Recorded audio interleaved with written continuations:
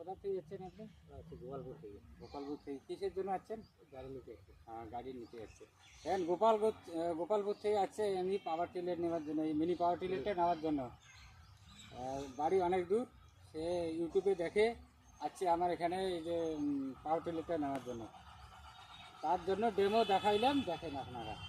ঠিক আছে, 32 সালের ভিডিও পাওয়ার উইডারের।